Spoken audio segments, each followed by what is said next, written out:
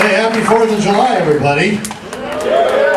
Thank you very much. I actually live in Chicago, in a really wealthy part of the city. You can tell by all the check cashing places.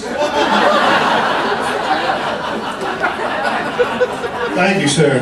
I had my car parked on the street the other day. I saw some girl write a note on my car. The note said, "You live in a community. Learn to park better.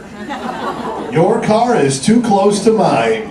And some other gibberish. And at the bottom she wrote, "I am super mad." I gave this girl at least 3 feet of space. I just find it weird that that was her definition of anarchy. So I wrote a note back on her car. It said, "You live in Chicago. I'm single. Let's get together." Then at the bottom I wrote, "I am super excited." Anyone that gets that mad over nothing, I want to know. They just built a Target by my house. I like shopping at Target, but they try and trick you at the checkout. They ask you, "Do you want to save 5% on your purchases?" Like I'm going to say, no, I like paying full price. That's why I shop at Targets. Cost means nothing to me. What they're really trying to do is get you to sign up for the credit card, which comes with a 23% interest rate. Add that to the purchase price. Pretty soon, I'm not saving 5%, am I? I'm paying 18% more. What they're really asking you is, are you stupid and do you want to finance your toilet paper? That's why they call it Target. You're it. Thank you very much. Hopefully we'll have a good weekend weather-wise. I biked out to the lakefront the other day. Saw a lot of people on boats. What is it with people on boats? They always seem to have a need to wake the people on land. You know, like they're trying to rub it in or something. Hey, someday you too can be on a boat. Just not today. When the weather is perfect. Boat pricks. If you're on a boat and you're waving to other people on boats, what you're really saying is, isn't it great being rich? Sure would suck being poor. If you're on land and you're waving to people on boats, you're basically just conceding, right? You won this round, boat people. We'll see you on land soon enough. I do travel all over the country for comedy. For example, one weekend I was entertaining farmers in Montana one night. The next night I was at a Dairy Queen in Michigan entertaining employees. In less than 24 hours I entertained the entire food chain. Got to perform at Carnegie Hall on my birthday. Thank you very much. Unfortunately it was the one in Lewisburg, West Virginia. I was out in New York not too long ago, ran into Henry Winkler, the Fonz. Ran into him twice in my hotel lobby. First time I'm coming down the elevator, door opens, there he was. I was like, "Hey, it's the Fonz." He's like, "Hey." You know, but without much enthusiasm, like I pimped him out. I felt bad, but what was I supposed to say? "Hey, it's the guy from Happy Days."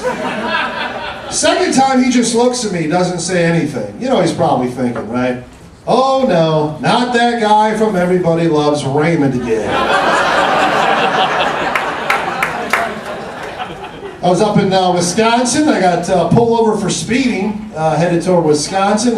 Cop comes to my window. He's like, "You know, you're doing 61 and a 35. I'm like, "Officer, I'm a comedian. I was driving to the gig. I didn't want to be late. I always drive the speed limit." He goes, "Evidently not." He asked me for my driver's license. I give it to him. He's like, "I'll be right back." I'm like, "Officer, I'm not getting a ticket, am I?" He's like, 61 and a 35. "Sorry, dude, can't give you a break."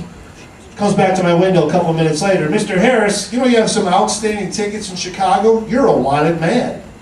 I said, "I find that hard to believe. Nobody wants me." He's like, "Yeah, you have a warrant for your arrest. I'm taking you in. Please exit the vehicle." A couple seconds later, he's like, "I got you. I know how you comedians are. I got punked by a cop. I said, 'You son of a bitch.' You got me. Not sure which is better, not getting arrested or being able to call the cop a son of a bitch. But everything's been yin-yang for me, folks. Can't seem to get ahead. I'm treading water. Give you an example. A couple months ago after the show, some guy handed me $50 just for the hell of it. He's like, here, thanks for coming to Marshall, Minnesota. That's how bad the town is. Residents are paying other people money to visit. Well, I tried not taking it, but the guy insisted. Later on, I went to go settle up with the owner. The owner shorted me exactly $50. What are the odds? Couldn't do anything about it. The guy was bald, 300 pounds, looked like that boxer Butterbean. So if a lot of good stuff's happening in your life right now, watch out. Bad stuff's coming. Conversely, if you're going through some tough times, get excited. Good stuff's on the way. Another example, I'm a full-time comedian, but I moonlight as a financial advisor.